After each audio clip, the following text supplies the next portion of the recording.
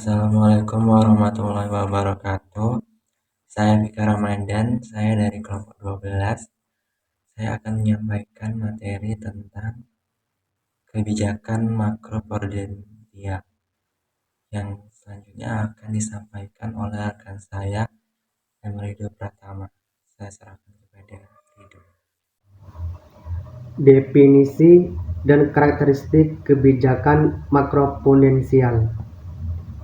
Peraturan Bank Indonesia atau PBI tanggal 1 Juli 2014 tentang pengaturan dan pengawasan makroprudensial memberikan arahan bahwa stabilitas sistem keuangan merupakan suatu kondisi yang memungkinkan sistem keuangan nasional berfungsi secara efektif dan efisien, serta mampu bertahan terhadap kerentanan internal dan eksternal sehingga alokasi sumber pendanaan atau pembiayaan dapat berkontribusi pada pertumbuhan dan stabilitas perekonomian nasional.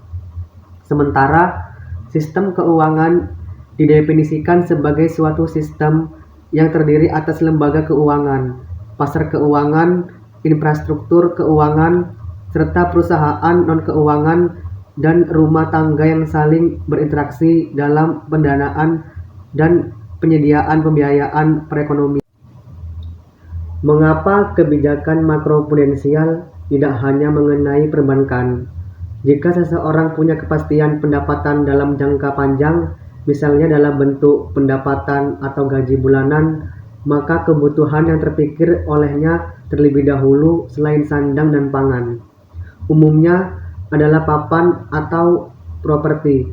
Perumahan adalah kebutuhan dasar manusia, namun pada saat yang sama, properti juga adalah salah satu bentuk investasi yang disukai masyarakat karena kecenderungan harganya selalu meningkat, terutama yang berlokasi di kota besar.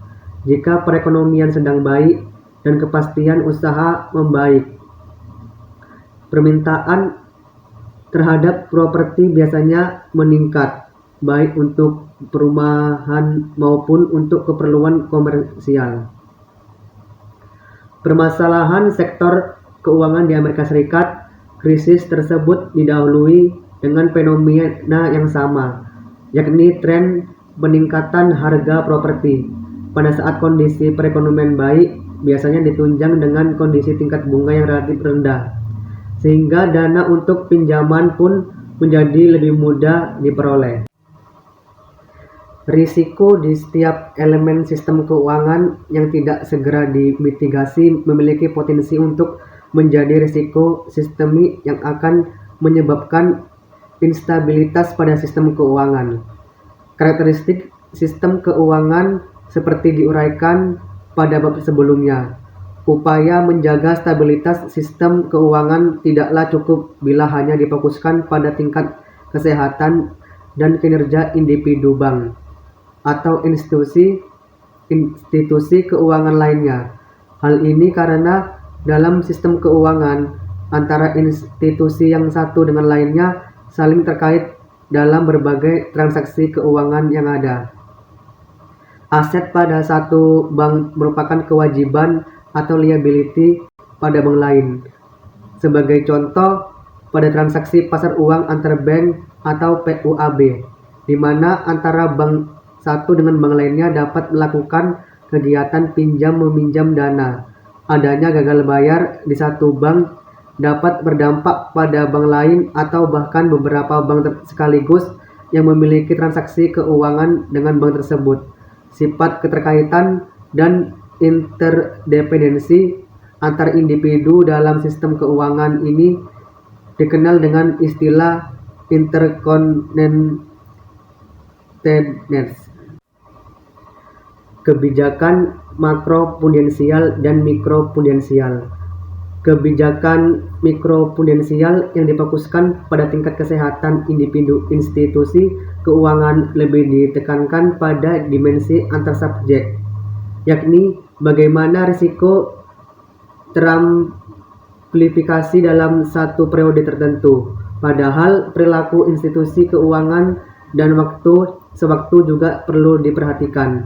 Kesehatan institusi keuangan yang dinilai pada satu waktu tertentu tidak mampu menggambarkan evolusi risiko yang ada pada institusi tersebut, karena pada kenyataannya penggerakan institusi keuangan cenderung sejalan dengan naik turunnya perekonomian yang mewarnai perilaku ambil risikonya. Saat kondisi ekonomi sedang baik, institusi keuangan akan melakukan ekspansi dan meningkatkan perilaku ambil risiko. Kebijakan makroprudensial dan moneter. Kebijakan makroprudensial juga melengkapi kebijakan moneter. Kebijakan moneter yang difokuskan pada stabilitas harga dan perekonomian secara makro tidak secara langsung bisa menjangkau permasalahan di level mikro sistem keuangan. A few moments later. Kebijakan makro prudensial dan fiskal. Kebijakan makro prudensial juga terkait erat dengan kebijakan fiskal. Kebijakan fiskal yang tepat dan efektif akan mengurangi potensi terjadinya shock makroekonomi, yang merupakan salah satu sumber pembentukan risiko sistematik. Sebagai contoh, kenaikan pada konsumsi swasta dan rumah tangga dapat terimplikasi oleh masuknya modal asing atau capital inflow yang tinggi secara persisten. Aliran modal asing yang masuk antara lain melalui pasar saham dan obligasi dapat meningkatkan kemampuan ekspansi usaha swasta sekaligus pendapatan masyarakat, yang pada akhirnya mendorong konsumsi masyarakat. Interaksi kebijakan makro prudensial dengan kebijakan moneter dan mikro prudensial sebagai kebijakan yang paling terakhir masuk menjadi bagian tugas dari bank sentral. Adalah wajar jika kebijakan makro prudensial harus beradaptasi dan menghormati kebijakan lain yang sudah menjadi tugas utama bank sentral, pertamanya kebijakan moneter. Siapakah yang melaksanakan kebijakan makro prudensial? Di Indonesia sendiri, peran dari otoritas perekonomian dan sistem keuangan dalam menjaga stabilitas sistem keuangan menjadi bagian yang sangat penting dalam makroprudensial. Menentukan penataan landasan hukum berdasarkan kelembagaan institusi UU Nomor 21 Tahun 2011 tentang OJK, khususnya penjelasan pasal 7. Bank Indonesia memiliki kewenangan di bidang makroprudensial. Kewenangan Bank Indonesia di bidang makroprudensial juga dinyatakan dalam pasal 40 dan penjelasannya mengenai kewenangan Bank Indonesia untuk melakukan pemeriksaan khusus kepada bank tertentu, serta penjelasan pasal 69 yang menyebutkan Bank Indonesia tidak memiliki tugas pengaturan makroprudensial. UU OJK mendefinisikan lingkup pengaturan dan pengawasan makroprudensial sebagai pengaturan dan pengawasan selain aspek kelembagaan, kesehatan, aspek kehati-hatian, dan pemeriksaan bank yang merupakan lingkup pengaturan dan pengawasan mikroprudensial yang menjadi tugas dan wewenang OJK. Identifikasi sumber risiko sistematik merupakan identifikasi terhadap kejadian dan atau perilaku yang mempengaruhi stabilitas sistem keuangan dan berpotensi memiliki dampak sistematik. Menurut Bernard G. 2013, risiko akan termaterialisasi ketika peristiwa gangguan atau shock berinteraksi dengan kerentanan atau vulnerability dalam sistem keuangan. Interaksi ini ibaratkan pemilik rumah yang biasanya mengunci pintunya di malam hari untuk menjaga keamanan. Pada suatu malam dia lupa mengunci pintunya, sehingga menimbulkan kerentanan. Jika tidak ada kejadian gangguan berupa pencurian yang datang dengan maksud mengambil barang di dalam rumah, maka tidak akan terjadi risiko pencurian. Risiko pencurian terjadi pada saat kejadian pencuri datang ke rumah tersebut dan menemukan pintu rumah yang tidak terkunci. Selanjutnya, risiko akan menjadi risiko sistematik apabila tidak diimbangi dengan tingkat ketahanan yang memadai. Monitoring dan analisis. Sistematik monitoring dan analisis risiko sistematik merupakan rangkaian kegiatan pengawasan makro prudensial yang dilakukan dalam bentuk offsite dan terdiri dari 3 kegiatan utama, yakni monitoring, identifikasi tekanan dalam sistem keuangan atau stress identification, dan penilaian risiko atau risk assessment. Pemberian sinyal risiko merupakan tahap terakhir dari rangkaian kegiatan pengawasan makro prudensial. Tahap ini dinilai penting mengingat kegiatan pengawasan makro prudensial mulai dari monitoring, stress identification, dan risk assessment menjadi kurang optimal jika hasilnya tidak disampaikan kepada pihak-pihak yang berkepentingan dalam waktu cepat dan tepat.